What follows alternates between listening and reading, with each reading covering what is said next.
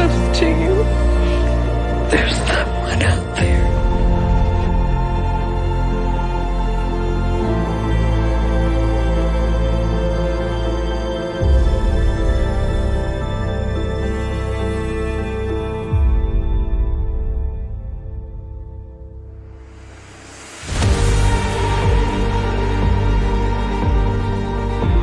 What's up, Mob Crew? I'm Chris, and today's missing person case is Dawn. Also, today's person of interest is Olivia. Today's missing person case is Courtney.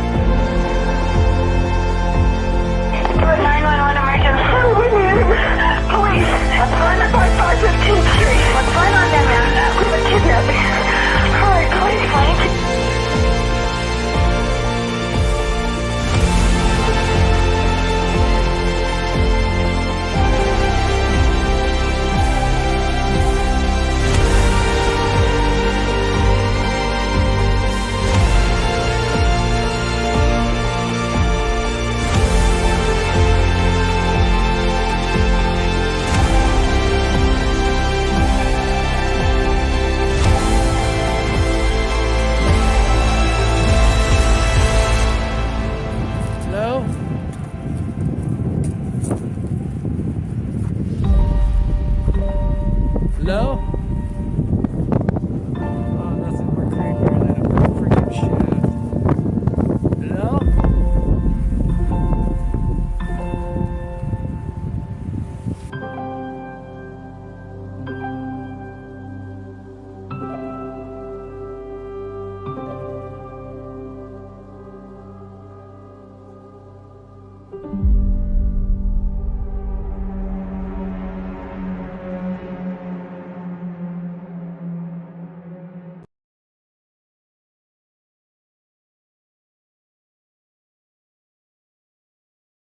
Oh, gotta have my mic on. What's up, everybody? Welcome to the stream. Thank you guys so much for tuning in.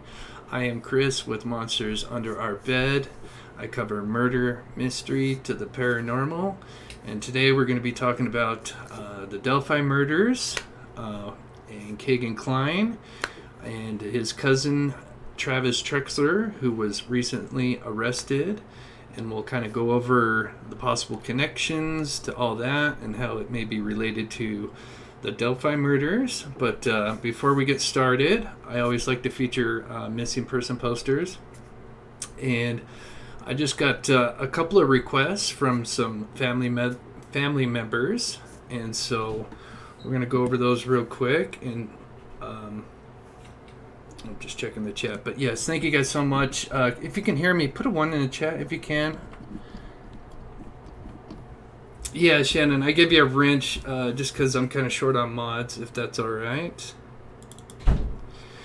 So for today's missing, we have Samantha Atnip.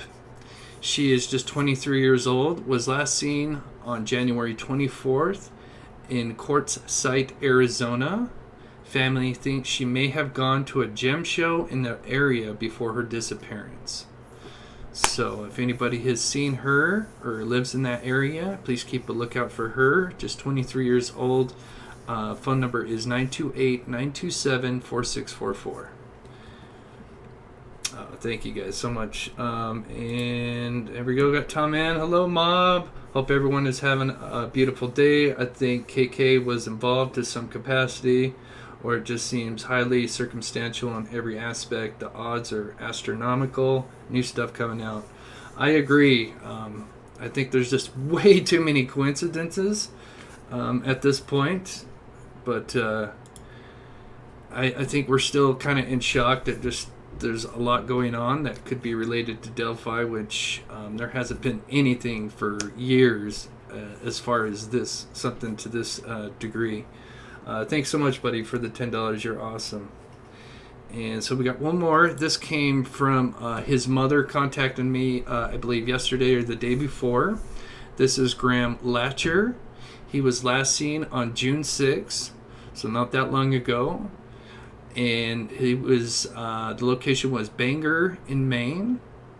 This is a silver alert.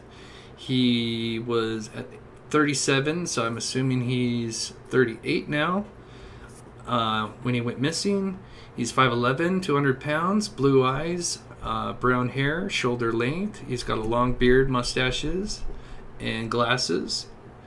Just kind of reading the notes here. He does have medical needs. Knows a number of different languages. His primary is English. So if anybody's in Bangor or in Maine, please keep a lookout for Graham. And the phone number to contact is 207-947-7382. And so if any of you have any family members or friends that currently just went missing and you would like me to feature them in an upcoming live, please email me at jointhemobcrew@outlook.com, and I'd be more than happy to feature them in an upcoming show. So, all right, let's get on to recent events. So let me pull this up. Let's see, where should we start? Okay, let's quickly just go over a short timeline. I think most of you know this case, but I always know that I've got some people that came from the Dylan Rounds case, and maybe some that came from the Kylie Rodney case, and just quickly go over just a brief timeline and just how everything kind of connects, and then we'll go over the recent news here. So, Tom, and the more we learn about Delphi, the less we know. In most cases, yes, that is kind of how it's been for a long time. Hopefully, maybe things are changing. But thanks so much for the $10, buddy. But yeah, it does feel like that. It seems like you just kind of go down one rabbit hole and then fall into another. It is a very unique unsolved case for sure. For over 5 years now. So just a quick little recap of the timeline for those that may be new to the case. So on February 13th, the day before Valentine's Day in 2017, two girls kind of at last minute decided they wanted to go to this Monon High Bridge. It's kind of a hangout for kids that age. And so they got a ride from, it was Libby and Abby, and they got a ride from Libby's sister Kelsi, and so she dropped them off at approximately 1:38, 1:40 at the Mears parking lot. Now this takes them to what's called the 501 Trail. The 501 Trail leads to this Monon High Bridge, and so she drops them off and leaves. And so the girls walk the trail. They approach the bridge at about 2:05. They take a Snapchat. Libby had her phone on her. I don't think Abby had a phone with her. Libby takes a Snapchat of the bridge at approximately 2:05. And then one more time at 2:07, where she's looking on platform 3, looking back at Abby. This bridge is very scary. It's I think it's like 80 feet from the ground, from the creek. The fall would most likely kill you or seriously injure you because the creek is pretty shallow. And the bridge itself has some railroad ties that are missing, so there is some big gaps. So if you're not careful, you could just fall straight through. So it's a very scary, intimidating bridge. And so the girls were supposed to be there for an hour or two, and then Libby's father was supposed to pick them up shortly after. And unfortunately, when Derek showed up, the father, he was supposed to meet the girls at the Mears parking lot, I believe. They were not there, so he went looking for the girls and could not find them.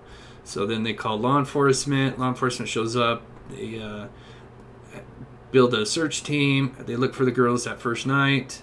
Call off the search kind of later in the night because it's dark. And they didn't. A lot of the people that were in the search party were kind of volunteers, and so they started the search up early the next day on Valentine's Day, February 14th.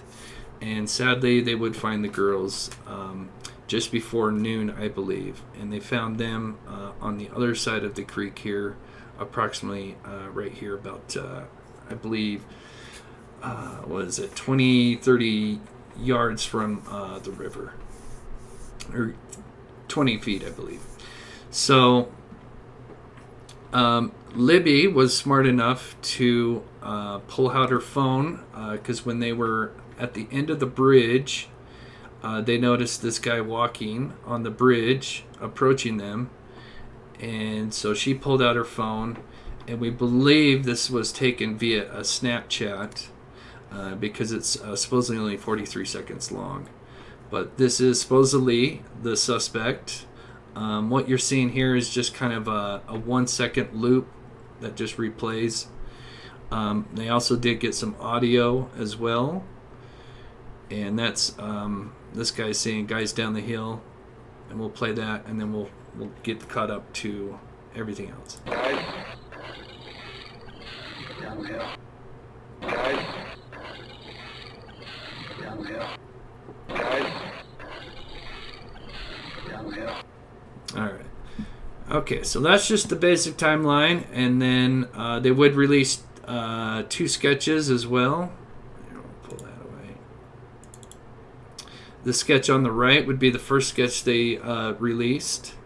It's kind of a combination of 2 witnesses and the video, because the 2 witnesses saw somebody with a scarf over their face, and so I think that's why there's just a combination of the witness and the video. And so this sketch was out for a couple of years, and then 2 years later they would release this sketch, which shows a much younger guy, and this came from, I believe, 1 witness, and so and of course it looks like 2 different people. This really confused a lot of people, and so now we move on to the Kleins. So Kegan Kline, we learned of him in last year, where basically Kline had an account, Instagram account, Snapchat, and some others, where he was talking to underage girls via Anthony Schott's account, and he would try to lure them and exploit them. And so oh, thanks, Joe Bridges. I hope and pray that the Wabash search reveals something positive and leads to arrest of all those involved. Thanks so much, Joe, for the $20. That is awesome. Thank you so much. I hope so too, and we're going to talk about that because I find it interesting that they're not, from what I understand, and unless there's some locals in the chat could tell me different, I don't think they're searching anymore, or at least I don't know if that just has to do with the holiday. I don't really think they would take holidays off, but I have a theory, and we'll talk about that here in just a minute. So anyway, moving back to Klein. Now, this Anthony Schott's account was actually in contact with Libby's friend days before the murder, and then actually even talked to Libby the day of the murder. And now Kegan denies it and says that that probably somebody else got into his device and was talking to Libby. But that's kind of how he is connected into this. But he is facing 30 charges of CSAM, CP basically. And his court date was supposed to be at the beginning of this year. Then it kind of got pushed back to the middle. And then it just kept getting pushed back. And now his court isn't until January, I forget the date, but it's next year in January. And some people think with this latest pushback that he is cooperating. So then we moved to August 16th, so last month. I think it's either 16th or 17th. I can't remember which day it started, but they started searching the Wabash River, which is in Peru, Indiana. It is 6 minutes, a 6-minute drive from where Kegan's old residence was at. They were seen using dive tanks, metal detectors, buckets, markers, there's some people said they'd seen canine units. Now they'd said that they'd seen canine handlers, but they didn't say specifically they saw canine, the dogs, but they did see the handlers out there. So there could be a possibility that they had canines and just no one saw it, but very interesting. Thanks, Barry. Thank you so much for the $5 super sticker. You're awesome. Thank you. So the search continues. Basically, they're out there every day. And they started kind of on one side of the bridge in the river and kind of moved to another. I'm not sure how far, but they started on one side and they kind of moved to another.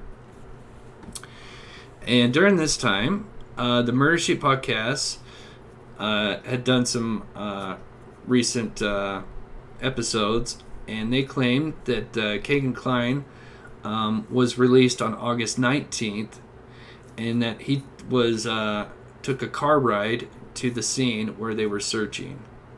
So they said that they have some anonymous sources, and now they've done a couple of interviews. The recent one they did was on Court TV the other day, which I think is pretty big. I know not everybody loves the Murder Sheet. I think if, they were the ones that released the transcript to Kegan Klein, and I think it got everybody talking about the Delphi Murders. And, if everybody stops talking about a case, then people start to forget it, and it just kind of goes away. I really think that kind of brought the Delphi case back into the forefront, and so I think it could have been ultimately a good thing, especially if it helped lead to new tips. Then I think the ends justify the means. Thank you so much, Perry, for becoming a member. You're awesome.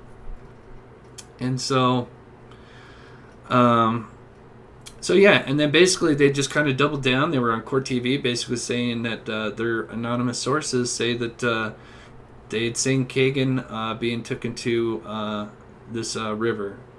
So I think that's interesting that they would kind of put their career on the line or to back up this alleged sighting. But we do know that he was released from county. That is in records. So, and then so the Murder Sheet believes Kegan is now cooperating. They've made a deal of some sort with law enforcement and could be getting a deal for information regarding the Delphi murders. So then we fast forward a little bit to a few days ago, which was on September 2nd. They brought in a reconstruction team, which is really interesting. You can see here in this photo here, it says Crash Reconstruction Team. Typically, they are there for like vehicle accidents, but obviously they were there on the bridge, which I think is interesting. We'll talk about that in just a second. People believe that they're saying that they believe this means they found what they were looking for, and now that they're recreating the event of throwing something over the bridge, which does make sense, because if they brought in a reconstruction team, why would they do it like 3 weeks later? Why wouldn't they do it like the first week? If they were trying to, because what I thought it meant is they were trying to figure out like the possible trajectories of where something could be thrown so they could kind of narrow down the search. But it just wouldn't make sense. Why would they wait 3 weeks to, more or less 3 weeks to bring these guys out? And so that was on September 2nd. And then from usually like on Reddit, the Abby and Libby and Abbott Reddit, usually every day someone's posting, hey, they're still at the Wabash River, and I haven't seen anything since September 2nd. So it makes me wonder if they did find something, on the 1st or at the end of August, and now they're just kind of recreating for whatever, for court. So then we've got, let me quickly, Tom, thank you so much for the $5. I have no idea how all this info gets in the hands of the Murder Sheet first. I have some ideas. Now, one, obviously, you've got one of them is a lawyer, and so they kind of know the ins and outs, I'm sure. And then you've got basically what's called My Case. Like every state has like the state/mycase.gov, and that's basically where all the documents you can get that are, if they are there. And apparently they said that these documents they would sign in each day or whatever, and one day that they were there, and then so they downloaded them, and then the next day they were gone, or they were only up for a couple of hours. So some people think that law enforcement purposely leaked them out. Some people think they got it illegally, but I think if they got it illegally, I think something would have been done by now, in my opinion. But either way, they did get those transcripts. Thank you so much, Miss Kitty, for the $1.99. You're so awesome.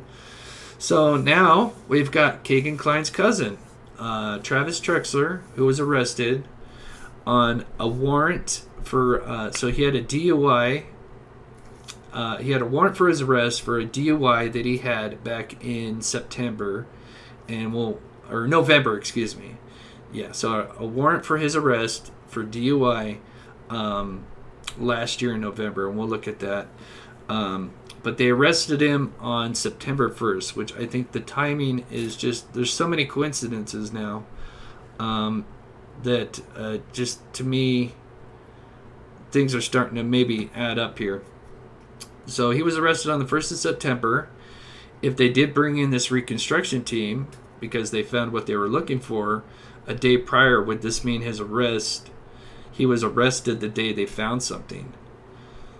So basically I'm saying is, if they did find what they were looking for on the 1st or the 31st or whatever, and then you've got the arrest of Kegan Klein's cousin Travis shortly after or the same day, I mean, it's pretty crazy timing. And for a DUI, seems, and of course, we have Steve from True Crime Web on a lot, who was a former detective. And, he's told me many times that, they'll arrest, if you got a warrant or anything, they'll arrest you. If they believe that you're involved in something, they'll try to get whatever kind of dirt they can so they can arrest you, so they can now question them regarding a certain case. So I think that may be what is happening here.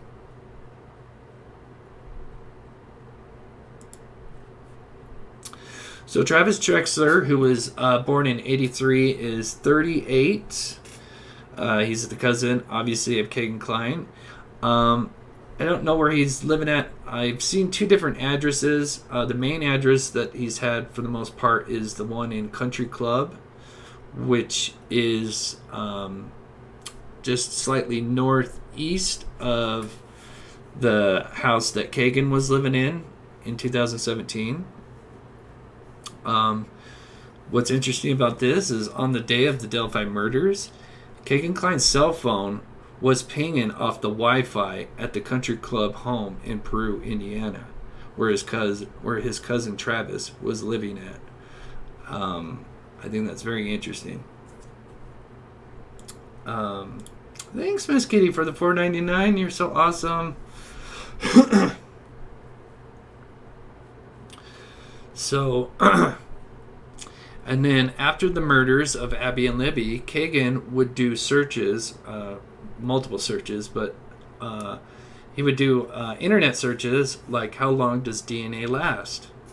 And he also looked up the Marathon gas station, which was right by the Monon High Bridge, which has surveillance cameras. And this would be the same Marathon gas station that the FBI would try and collect footage, but unfortunately, it sounds like the footage was corrupted because they went there with the thumb drive. The thumb drive came back with nothing, so they went back to the Marathon and got the original hard drive. But unfortunately, when they brought that back, it was there was no evidence on it. Or there was no footage, I mean. So I think it probably was corrupted because, I mean, FBI can do amazing things with, devices and technology. I don't think it was a goof up. Sounds to me like it might have been just corrupted, but we don't know that for sure. That's just me speculating.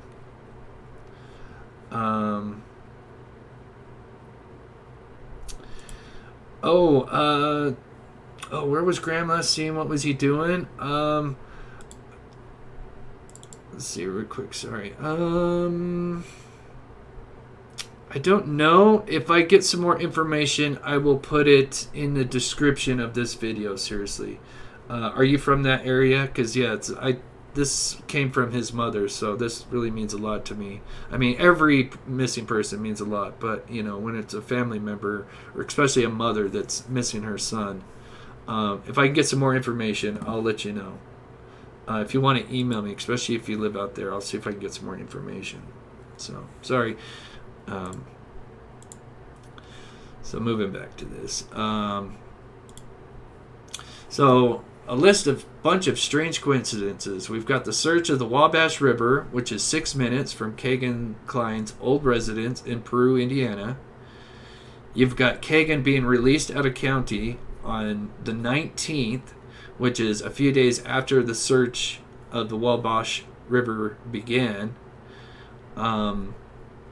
Then you have the murder sheet, who's basically doubled down and believes this is in relation to Delphi, putting the reputation on the line. You've got now Kegan Kline's cousin Travis Trexler recently arrested during this time frame for a DUI, a warrant for a DUI. And then the 5th, they don't appear to be searching the river anymore since the reconstruction team came out on September 2nd. So just assuming, I don't know, we do have the holiday. I don't know if they're just taking some time off because of Labor Day weekend. But assuming if that was it, they would have found something on September 1st, which have been around the same time that Travis was arrested. So, I mean, there's just so many things that are lining up, and let's just hope that this does. It's just a much bigger picture that we're just slowly starting to kind of see for the first time. I just saw somebody in here that I wanted to shout out real quick, and just thank you guys so much for tuning in. You guys are amazing. I'm also going to play something for you guys that I put together that I think is really interesting. I missed it. I saw the Real Gun Gonzo, and I can't find you. Shout out to him. That's awesome. It's an honor to have you in here. There he is. I missed your other one, but man, it's a honor and a pleasure to have you in here. Very humble. So there's a couple more things, and then I've got a video, and then we'll play a little bit more of that Court TV thing. But so is it possible that someone close to Kegan used the Anthony Shots account to speak to Libby? For example, Tony Klein, or a close family member like a cousin, Travis Trexler. And I think we'll probably go, because I think Travis Trexler is possibly friend 2. I'm not sure. I've seen some people think that friend 2 was Travis Trexler, but I need to do some more research before we go down that road. But so I'm going to try to get a hold of the transcripts again and kind of look at friend 2. But just looking at this little piece of the transcript from when Kegan was being interviewed back in, 2020 or 2019, one of the two. Anyway, so it says, and we'll just skip to the 4th line here. So do you remember the night of the 13th, which is when the girls were murdered? Went missing, I should say. Well, and murdered. Do you remember communicating with Kelsi German? And of course he says, and this is Kegan responding, he says, no, I don't. Then law enforcement says, has anybody else had access to this Anthony Shots login? And he kind of starts to go, I mean, and then they say information. And Kegan replies, I lived with my dad, but I don't know. And they say, do you think your dad could have been accessing that profile? And he says, yeah, I do, which is very interesting. So it seems like Kegan kind of admitting that he believes that at least his father could have had access to the count, and possibly others, like his cousin Travis. So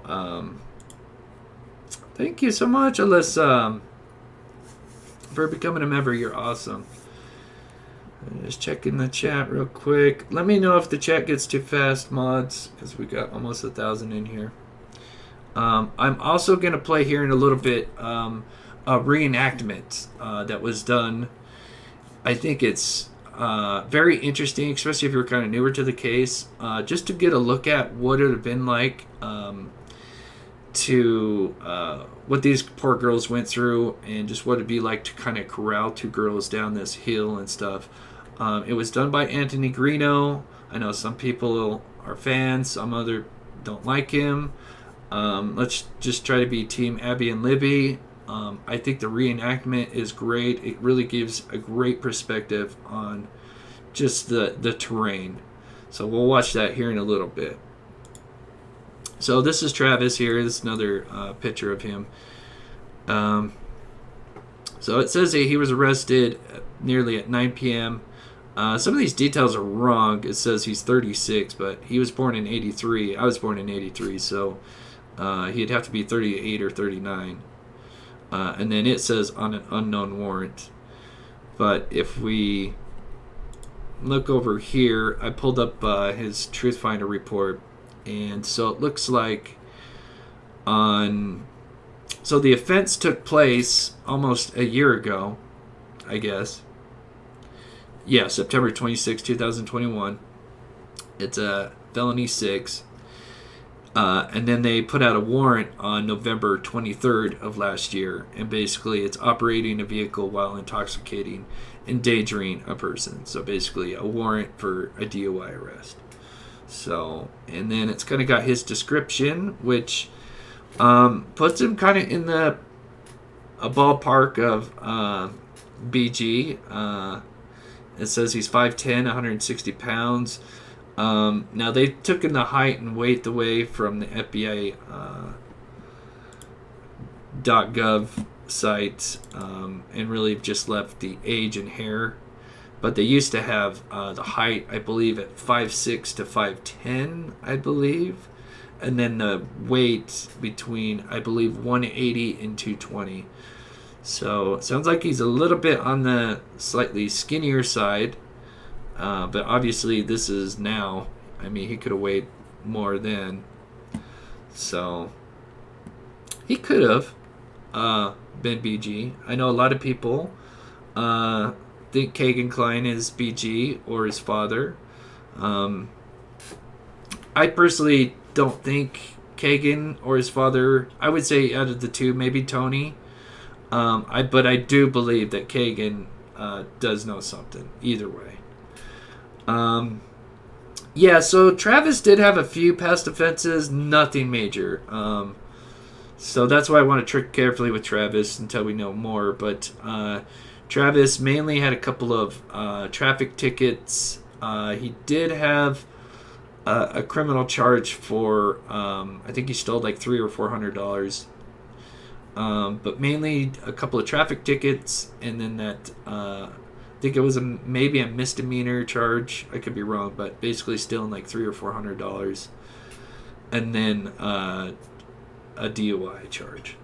So he hasn't had anything like crazy as far as Travis goes.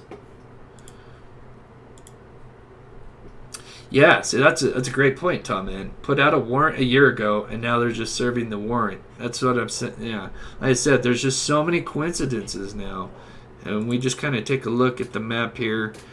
Now this is where that country club road is. This is where he was living at the time.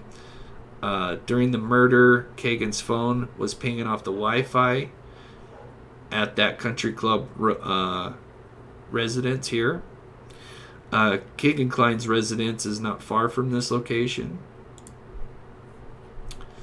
So as we see here, that's the country club road, and then you got his residence here. I'm assuming it's maybe 10-minute drive from that area, so pretty interesting. Let me close that up. One more thing I was going to touch on. Let's see. So anyway, yeah, we will play the reenactment. Like I said, I think it's fascinating. I think putting this together was done quite well. I can't play the audio because all the music in this is copyrighted. But I'll just kind of talk over it. We'll probably play maybe a little bit of the interview with the murder sheet if we get a little bit of time. But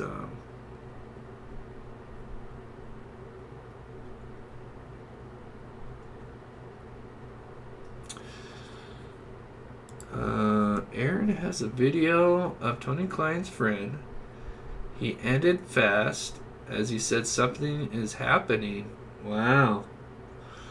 Man, that's crazy. Third video today. Really? Man, I do think something. God, let's hope this is it. And then just to add on to everything else, Kegan now is like, the only way he's going to do interviews is if you pay him money. I think that's really interesting. Like, and he wants paid, like hundreds of dollars to do interviews. I mean, why would he do that unless he thinks something big's, coming up? Hey, we got Fix Solves in here. Awesome. Honored to have you guys all here. Maybe we might have to do like a panel or something in a day or two. Love to have Fig on and Gonzo and everybody. I really feel like, like Steve says, there's no coincidences in murder investigations. Yeah, right now there's just way too many. So if you're just tuning in, we're just kind of looking at a reenactment that was done by Anthony Greeno. I got a shout out to him because he's the one that put this video out. I know not everybody's a fan of him. But this reenactment, like I said, really gives you an idea of what the terrain is like and what these kind of girls and just what it'd be like to corral these girls. And this guy, whoever did it, clearly knew that this... so where they're standing right now is at the end of the bridge where the guy approaches the girls. And as you can see, this is what you got here is like this kind of like gate or whatever you want to call it, post. And basically it's typically, I believe it says somewhere on it, it says no trespassing. So it's kind of like, basically this is like dead end. So basically the typical thing would be is you'd walk the 501 trail, cross the bridge, and then once you're at the end of the bridge, then you would just go back across the bridge. So this guy, whoever did this, whoever is BG, knew that these girls were going to be kind of boxed in. Unfortunately, they could have just trespassed and ran on to residential area and could have been saved, but unfortunately that didn't happen.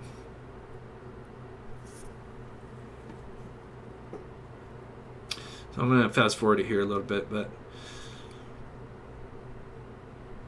so basically they got a couple of actors playing as Abby and Libby, and then this guy playing as BG.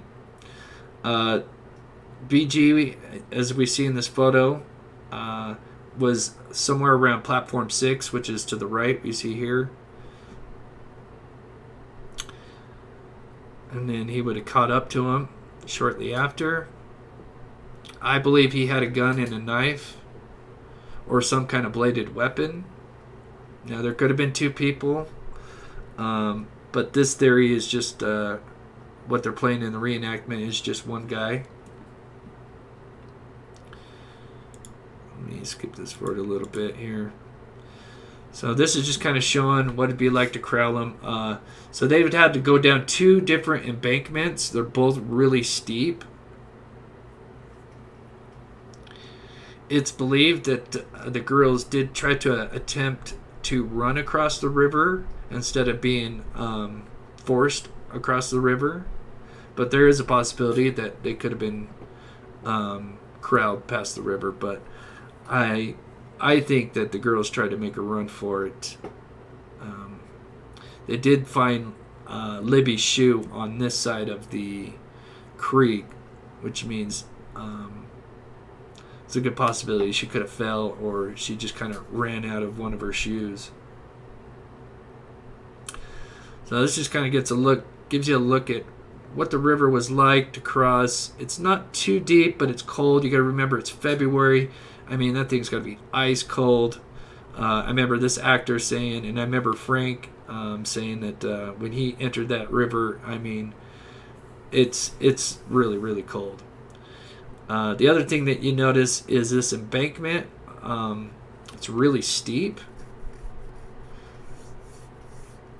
So I think if they did try to run across the river, he would have probably caught up to him, just because now they're struggling to get up that embankment. Yeah, that would be awesome, Fig, man. Yeah, I'd love to have you on or get something together, buddy.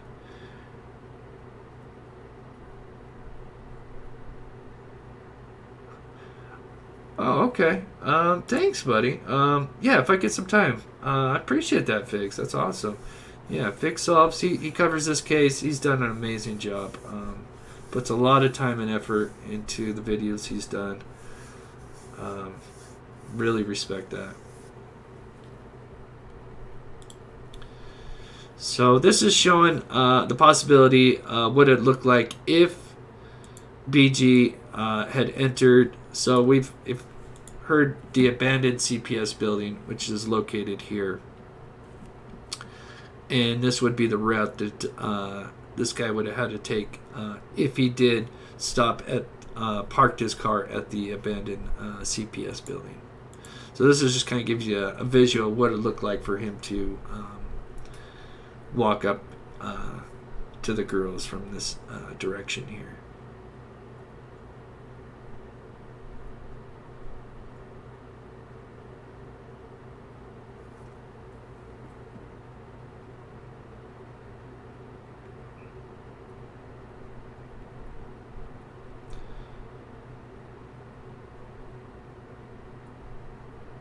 So what we're seeing here is the Freedom Bridge here, and then just kind of a little road or trail that kind of leads to the entrance of Freedom Bridge here. Just kind of skip it for just a little bit.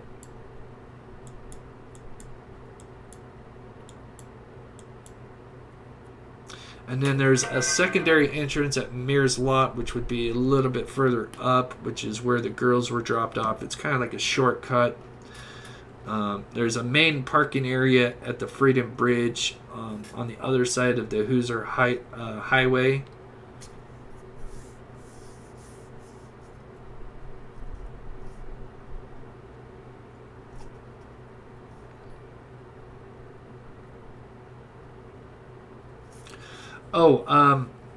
So this is Anthony Greeno's video. I have the channel in the description of this video, and if I get a chance, I'll put the link to it.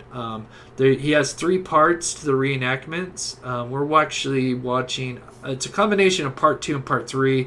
I just took snippets of it because I don't want to play the whole video because I can't really ask it for permission. But as long as I'm commentating over it, it's fair use. But I've still given him a shout out because I think this is amazing work. Just because it gives you an idea of what it would look like. So I'm just going to fast forward just a little bit. So now he's approaching the 501 trail.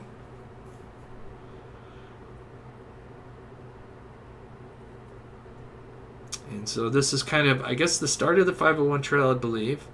It is now paved, but this is what it would look like in 2017. There are 2 main trails. There's the 501 trail and then the 505 trail.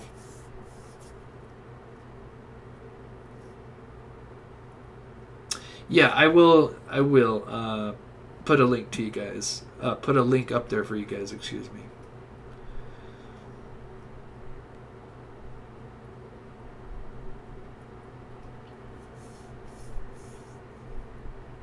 So this is just kind of showing him approaching the direction he would go towards the bridge here. I'm just going to skip it forward a little bit. So this is where you got the 505 and 501 trail where they kind of split off. So obviously one would go to the bridge, the other one would kind of go down, and then just end up at, I believe, a dead end. So I believe this is the Mears lot where they would have approached. It's quite possible he could have been kind of waiting, or had passed them and then turned around, kind of sizing them up. Many possibilities on how it could have evolved in the beginning.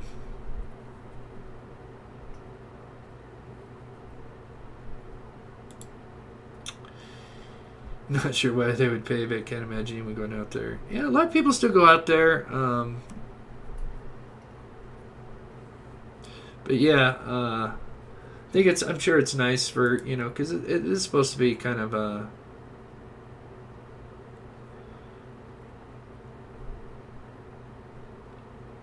a historic site.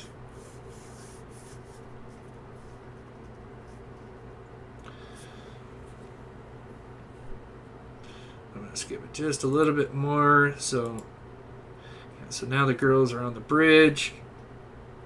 He could have been still maybe waiting on the 501 trail. That's why we don't see him, even when she takes a picture of Abby.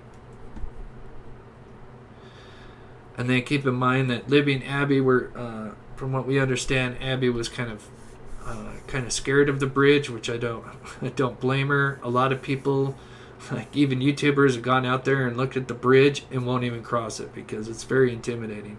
I probably wouldn't. At most, I'd probably crawl across the bridge because I'm afraid of heights. Skip it forward.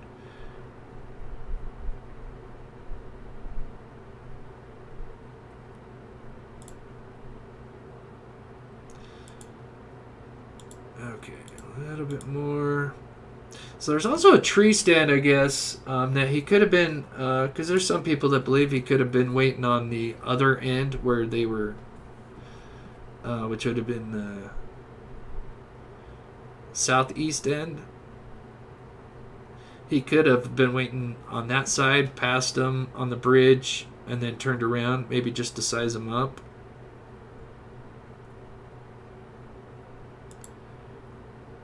I'm going to skip it forward. Okay, this is the part that I really wanted to show everybody, because I think this... So basically here they're showing the two scenarios. This is him just possibly, if he did just try to corral them and make him cross. But after this, they're going to show what it would look like if the girls did try to run. And I think this reenactment could be possibly spot on of what could have happened.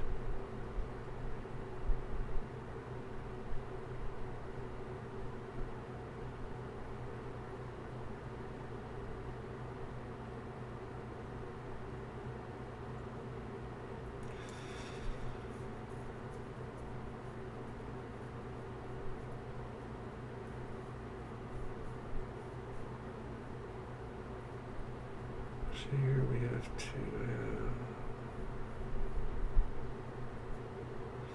in the chat. So here in just a second they're going to show.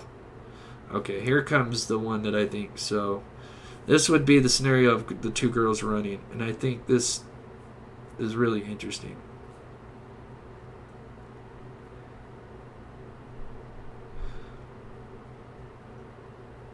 Notice how she just like plummets. Now, I know in horror movies we're always falling down and stuff, and we think that's stupid, but I think that's a good possibility that that one of them might have fell, kind of like that, when they were trying to run from him. And he was able to at least catch up with one of them and then threaten the other one if they left that he would kill the first one. But anyway, I think that's I'll quickly grab the link here in just a second for you guys, but I said I think it's quite interesting to look at just what the terrain actually looks like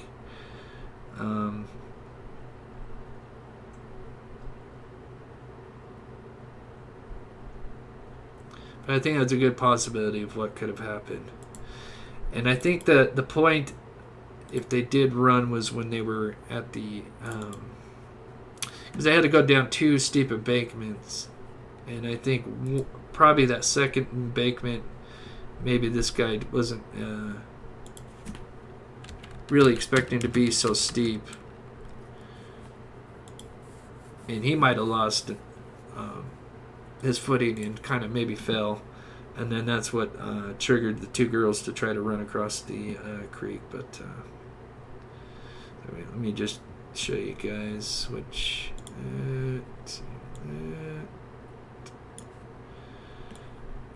just one more look at this here. So here's the bridge. This is where he catches up to him. So this guy's down the hill. So you have... It's kind of hard to see, but you have one kind of embankment here. And then you have another one that's just as steep, if not steeper, past the driveway. And I think there's a good possibility that maybe they made it down the first one. He wasn't anticipating this as being as steep as it was, and while trying to corral them down here, he lost his footing or something, and then the girls tried to run across. A lot of people think that he was trying to get them somewhere in this area here, maybe to SAM or something, because from this side here, you basically kind of have... you're out of sight for most on most sides there. So anyway, let me quickly snag that up real quick for you guys, because it is interesting to see that. Like I said, I just played a few bits and pieces from there's 3 parts. I played a bit of part 2 and part 3, and I think they're pretty good. So let me... The search for... Like I said, I can't can play the audio because he uses music in his to unfortunately have copyright. So link to video of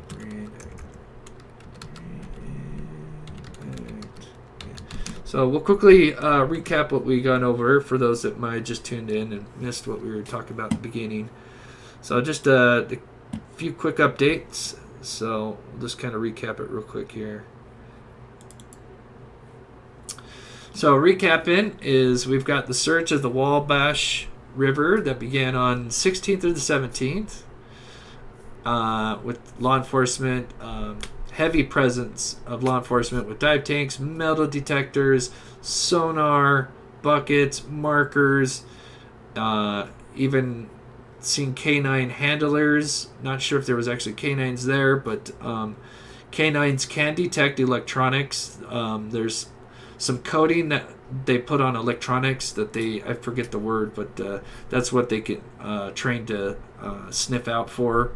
Is that particular coding that they put on electronics. And then we've got the Murder Sheet podcast, who says that they believe Kegan Klein is now cooperating, and they have sources, supposedly anonymous sources, that said they had seen Kegan being taken out of county and was driven to the location. We do know that he was released on the 19th for whatever reason. So, I mean, that pretty much lines up. The Murder Sheet believes Kegan is now cooperating with law enforcement and could be getting a deal for the information regarding the Delphi murders. Then what's very interesting is they brought in a reconstruction team on the 2nd, September 2nd, which was a few days ago.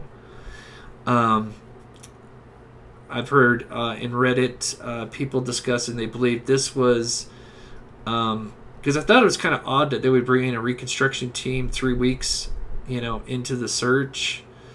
Because I was thinking, all right, well, they bring these guys in to maybe try to figure out the trajectory of something being thrown over the bridge, but why would you wait 3 weeks? Why not bring them in first week?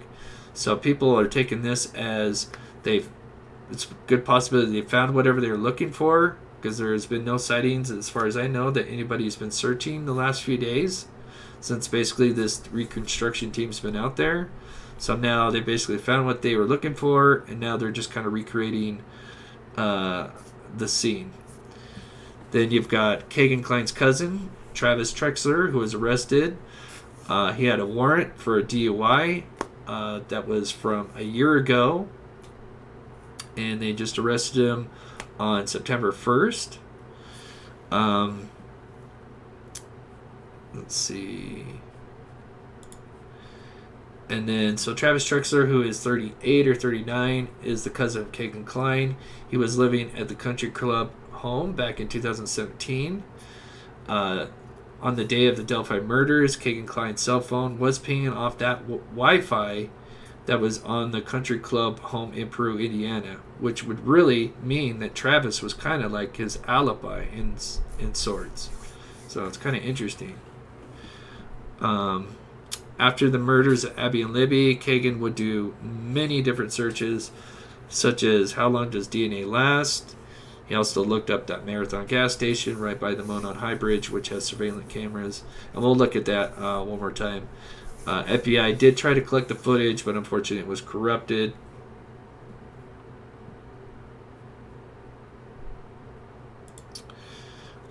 And then, like I said, we've just got the string of coincidences. You've got the search that's 6 minutes from Kegan's old residence. Kegan being released on the 19th, 2 days after the search started. You got the murder sheet basically putting the reputation online, saying that they're pretty sure this is in relation to Delphi. And then now you've got Kegan's cousin Travis being arrested for a DUI.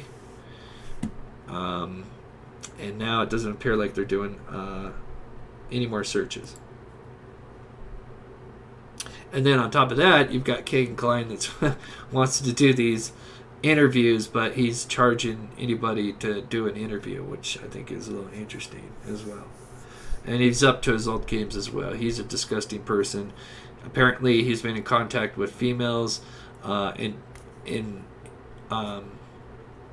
so basically, in exchange for information, he's trying to get explicit photos from these females.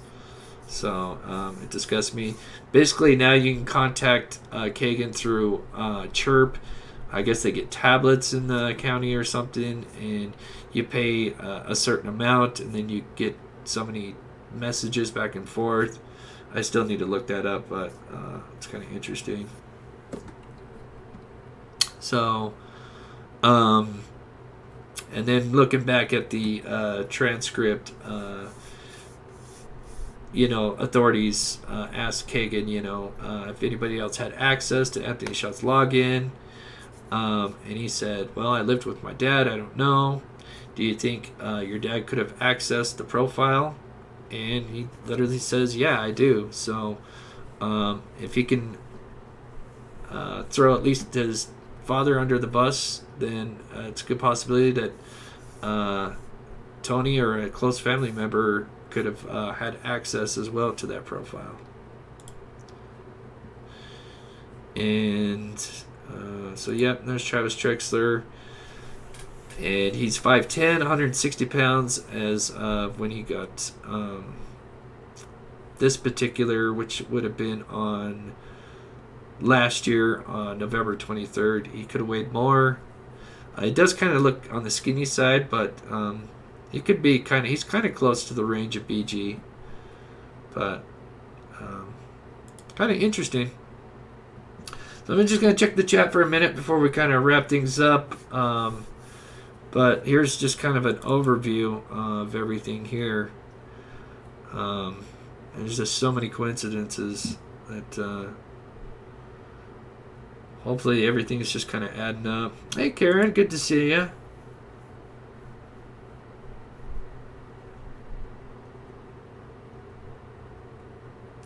Yeah, a lot of people think, let's look at the, so I asked you guys, we got 800 votes, so do you think Kegan Klein was at the bridge the day of the murders in Delphi? And so we've got a whopping 70 to 30%, 68-32, but we'll say 70-30. So majority of you think that Kegan was there during the murders. Very interesting. At the very least, I believe that Kegan is connected somehow. If it was between the two as far as who is bridge guy, if it came down to Kegan and his father, I feel like, to me personally, and this is my opinion, I feel like Tony would be kind of a closer fit, in my opinion. And then just a quick recap on Trexler, for those that are just kind of wondering his backstory. He doesn't have much on his record. He's got a couple of traffic violations and then some kind of misdemeanor charge for stealing some money. I think it was like $300. So he doesn't have a lot on his background. But well, hopefully this all connects somehow. And we're just kind of getting one piece at a time to the puzzle.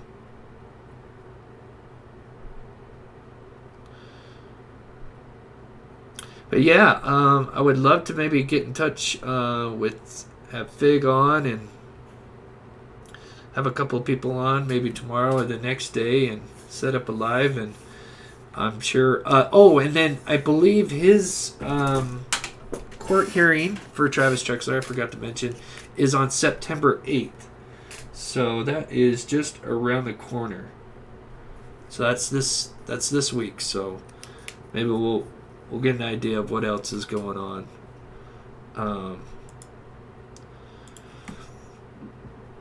Riley Park was said to be the original plan for the meetup spot. Marathon gas station is across the street. Maybe the gas station was a reference point. Ooh, interesting. Thanks so much for the $10, Tom. Interesting. Yeah, let me show you guys where that marathon's at, because it is right there. Probably Google.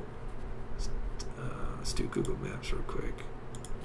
It's a shame that those surveillance was corrupted, though.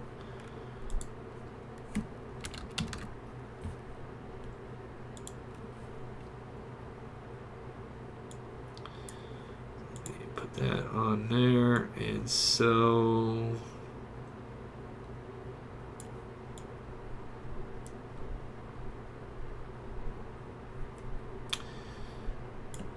so there's the Monon High Bridge, and the marathon is, where is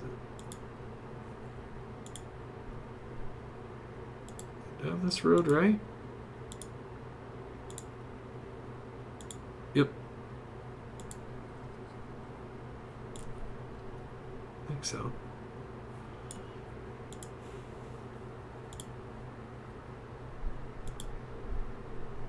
Yeah, because this all looks familiar. There it is. Yep, there's the marathon. So this is the marathon here that they were talking about. Yeah, and it's got 2 cameras here. It's, I mean, just like all gas stations, they've got cameras. Let me back that out. So, yeah, so that marathon, yeah, right here. So it could have been possible that, yeah, this could have been maybe a meetup point. So Riley Park is here. This is what they're talking about, which, as you can see, is heavily wooded. And I believe there is a bridge across one of these. So yeah, it could have been easily a meetup spot somewhere around before here, and a getaway, either one or both. And they could have caught something on that camera, but I guess we'll never know, unless law enforcement is just saying that just to, keep us in the dark. But let's just hope this keeps up, and Abby and Libby get justice. I think that's what we're all here for. So. But yeah, I think we'll do another live. Of course, I'm still doing some research into Dylan Rounds, And let me put this up just, for those, the tip line for Abby and Libby, we've got a phone number at 765-822-3535.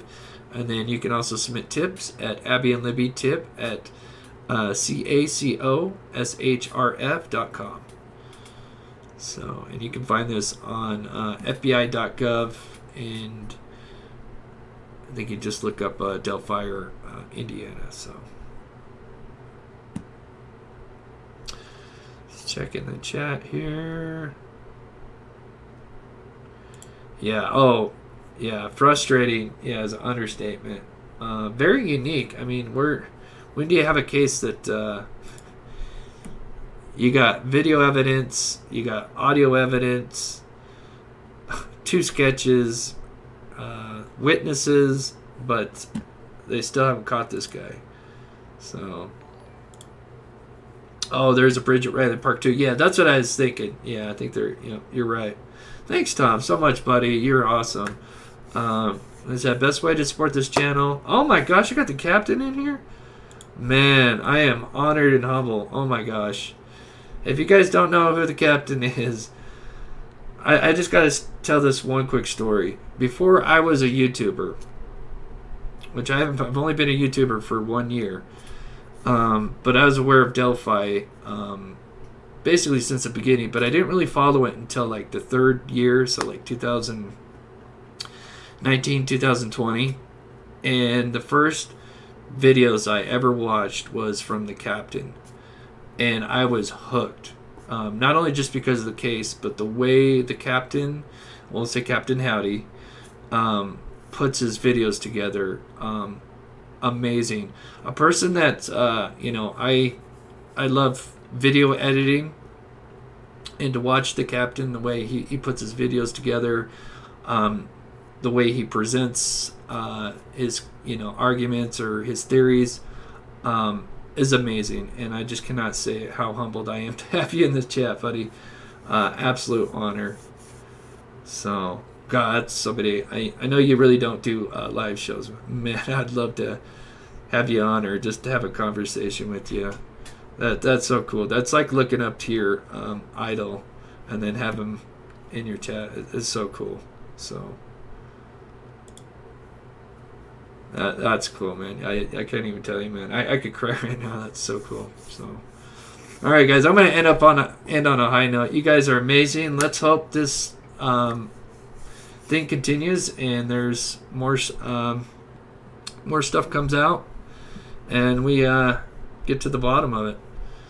So, if I don't go live tomorrow, I will go live Wednesday, and maybe we'll have a couple of guests on. And reading the chat, he literally said, "I'm starving here." Yeah, yeah. Kegan Kline, man, he's something else, man. I feel like he's trying to get his last hurrah in. That's why there's just so many things that are just. I'm starting to get a good feeling about this, but I think we're still on guard just because we've never seen something like this as far as Delphi, where there's actual searches going on, and we got arrests being made that are connected to people that are close to this case. It's just yeah. So yeah, today is the day. Yeah, we'll end on that. So fix those. That's awesome. You guys are awesome. Fig, Document, everybody here that took their time to watch my show. You guys are amazing. I've got, I'm going to play the outro, which is my viewers' pets. If you're new to the channel, if you'd like to have your pet featured in the outro, just email me with a pet, picture of the pet and its name, and I'll be happy to feature in an upcoming live. So with that said, I hope you guys had an amazing Labor Day weekend and have an amazing week. Stay safe. Oh, one more thing.